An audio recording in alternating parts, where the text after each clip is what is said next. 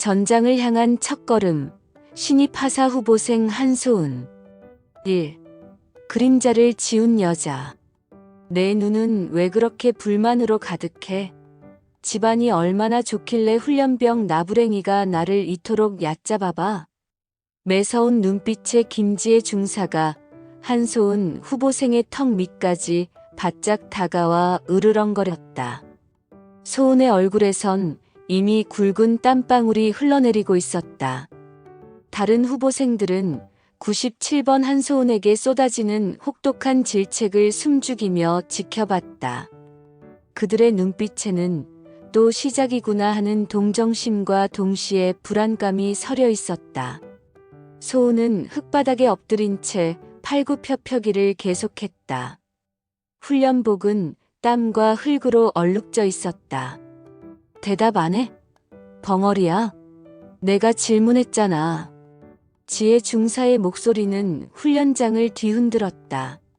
소은은 겨우 팔굽혀펴기를 멈추고 고개를 들어 중사를 똑바로 쳐다봤다. 그녀의 눈빛은 흔들리지 않았다. 교관님 질문에 답하겠습니다. 저희 어머니는. 소은은 입을 때려는 순간 스스로 멈췄다. 진실을 말할 수 없었다. 대한민국 육군에서 유일무이한 여성 군단장 강유정 장군이 자신의 어머니라는 사실을, 세계 최고 수준의 공과대학에서 인공지능을 전공하고 미 국방부의 극비 프로젝트에 참여했다는 사실을, 그리고 그 모든 화려한 경력을 뒤로하고 자원에서 이부사관학교에 지원했다는 사실을, 그녀는 그 모든 것을 숨긴 채 하사 후보생 97번이 되었다. 왜? 오직 자신의 힘으로, 어머니의 거대한 후광 없이. 가장 밑바닥부터 이 조직을 변화시키고 싶었기 때문이었다. 2. 개인 행동, 동료의 무게. 한소은의 삶은 늘 남들보다 한 발 앞서 있었다. 영재 교육을 거쳐 명문대에 조기 입학했고 졸업 후에는 세계적인 기업들의 스카우트 제안을 받았다. 그녀의 책상 위에는 늘 구글, 아마존, 마이크로소프트의 화려한 입사 제안서들이 쌓여 있었다. 하지만 그녀는 모두 거절했다. 소은이 부사관 지원서를 쓰는 동안 그녀의 손은 조금도 떨리지 않았다. 학력란에는 지방국립대 졸업이라고만 썼고 경력란에는 평범한 회사원이라고 적었다. 어머니의 이름인 강유정도, 군단장이라는 직함도, 그녀의 빛나는 이력들도 모두 지워버렸다. 입교 첫날부터 그녀는 자신을 드러내지 않았다. 동기들과의 친목 자리에서도 조용히 있었고 다른 후보생들이 그녀에게 말을 걸어올 때도 최소한의 대답만 했다. 이런 그녀의 모습은 곧 동기들 사이에서 재수없고 도도한 여자라는 편견을 만들었다. 그리고 이런 태도는 김지혜 중사의 표적이 되기에 충분했다. 저 눈빛 좀 봐. 뭔가 꿍꿍이가 있어 보여. 지혜 중사의 차가운 중얼거림은 곧 소은을 향한 노골적인 질책과 괴롭힘으로 이어졌다. 첫 번째 위기는 유격 훈련 중에 찾아왔다.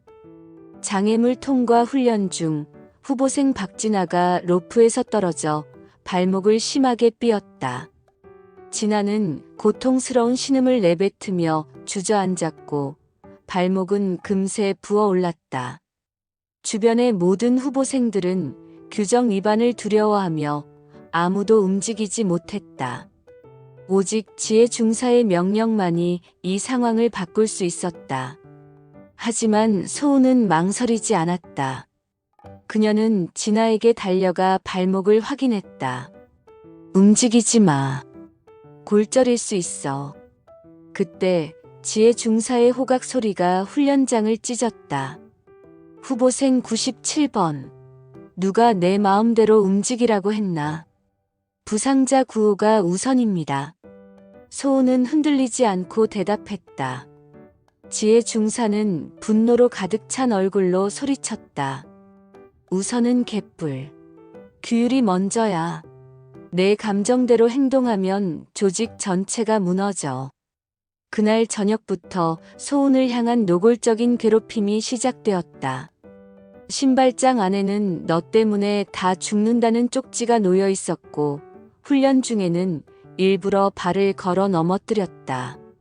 심지어 관물대에 누군가 고의로 찢어놓은 사진을 발견하기도 했다.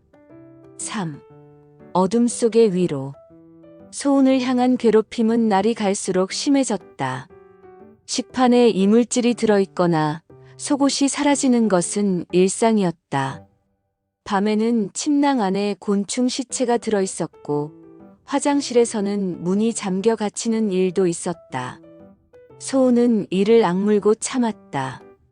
동기들이 쟤는 로봇 같다, 감정이 없는 것 같다며 수군거리는 소리도 외면했다.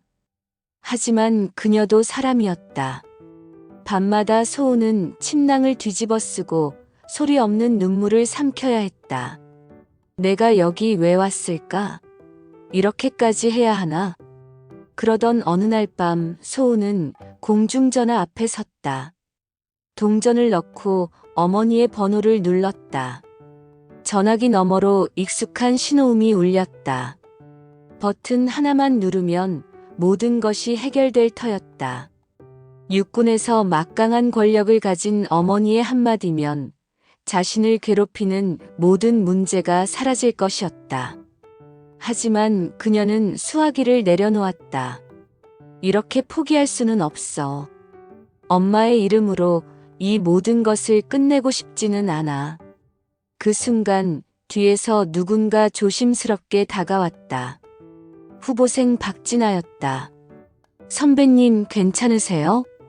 진아의 목소리는 조심스러웠지만 진심이 담겨 있었다. 소은은 고개만 끄덕였다. 진아는 다른 후보생들과 달리 소은을 피하지 않았다. 오히려 그녀의 옆에 앉아 조용히 말을 건넸다. 저 선배님처럼 되고 싶어요. 모두가 선배님을 욕해도 전 선배님이 진짜 군인 같다고 생각했어요. 소은은 놀란 눈으로 진아를 바라봤다. 자신이 강해 보인다고? 밤마다 숨죽여 우는 자신인데? 진아는 소은의 눈을 보며 덧붙였다. 힘들 때는 힘들다고 말해도 돼요. 선배님도 사람이잖아요. 그 말에 소은의 단단했던 마음이 무너져 내렸다. 그녀의 눈에선 뜨거운 눈물이 흘러내렸다. 이 어린 후배가 자신의 내면을 알아봐 주고 있었다. 소은은 진아에게 물었다. 넌 왜 여기 왔어? 가족을 지키고 싶어서요. 아버지가 편찮으셔서 군인이 되면 가족을 부양할 수 있을 것 같았어요. 진아의 순수한 동기는 소은의 마음속에 큰 울림을 주었다. 그녀는 진아를 그리고 진아처럼 순수한 마음으로 온 수많은 후보생들을 지켜주고 싶다는 새로운 책임감을 느꼈다. 소은은 더 이상 혼자가 아니었다. 4. 진실이 드러난 날. 운명의 날은 야간 산악훈련 중에 찾아왔다. 험준한 산길을 행군하던 중 진아가 발을 헛디뎌 바위에서 굴러떨어졌다. 그녀는 극심한 고통에 신음했고 발목은 이미 심하게 부어 있었다. 누구든 움직이면 전체 퇴교다. 이것이 명령이다. 지혜 중사의 차가운 목소리가 어둠을 찢었다. 모든 후보생들은 공포에 질려 움직이지 못했다. 하지만 소은은 다시 한번 망설이지 않았다. 그녀는 진아를 업고 산길을 내려가기 시작했다. 명령 불복종, 제가 책임지겠습니다. 하지만 부상자를 방치할 수는 없습니다. 소은의 목소리는 확고했다. 후보생들은 그 모습을 보며 진짜 군인의 모습을 보았다. 지혜 중사는 분노에 떨며 소리쳤다. 2년 군대에서 끝장이다. 각오해라. 이튿날 소은은 징계위원회에 회부되었다. 엄숙한 분위기 속에서 여러 간부들이 그녀를 쏘아봤다. 후보생 97번 한소은, 야간 훈련 중 명령 불복종 혐의에 대해 해명하라. 교육대장의 질문에 소은은 차분하게 답했다. 동료의 생명이 우선이라고 판단했습니다. 그때 지혜 중사가 끼어들었다. 내 놈의 판단? 내 어미가 뭘 가르쳤길래 이런 싸가지 없는 정신머리를 가졌나. 회의실의 공기가 순간 얼어붙었다.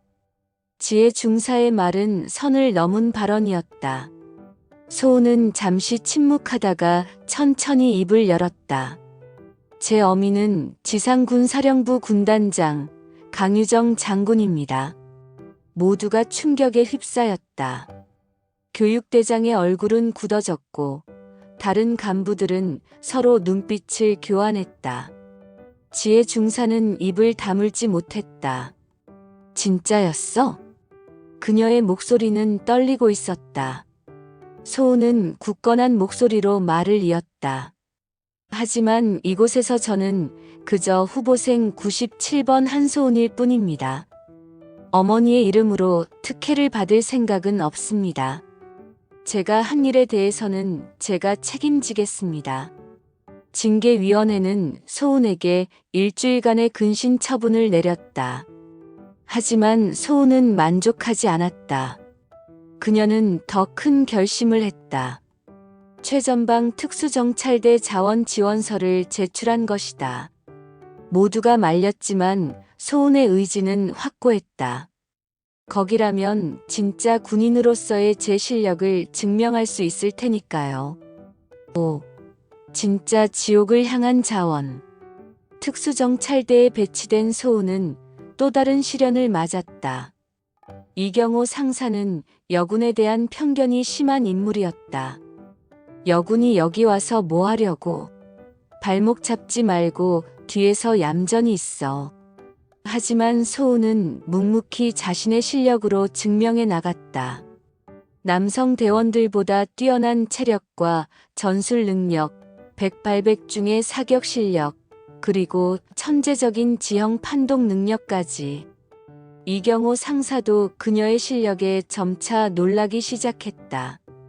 그러던 어느 날 밤 실제 침투 상황이 발생했다. 북한군으로 추정되는 불명 세력이 경계선을 넘어온 것이었다. 모두가 긴장한 순간 소은은 냉철하게 상황을 분석하고 최적의 작전 계획을 제시했다. 적은 북동쪽에서 3명이 접근하고 있습니다. 두 팀으로 나눠 측면을 포위해야 합니다. 소은의 지시대로 작전이 진행되었고 침투자들은 성공적으로 체포되었다. 그 과정에서 소은은 몸을 아끼지 않고 동료를 구해냈다. 이경호 상사는 소은을 보며 마음속으로 생각했다. 진짜 군인은 내가 맞구나. 그날 이후 이경호 상사는 물론 모든 대원들이 소은을 인정하고 존경하게 되었다. 소은은 드디어 진짜 동료를 얻었다. 6.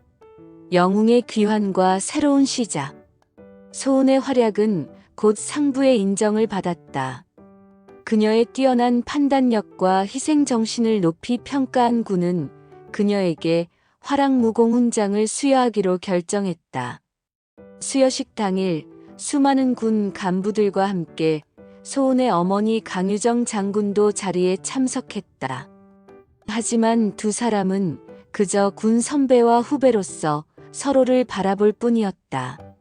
소은이 원했던 것이 바로 이것이었다.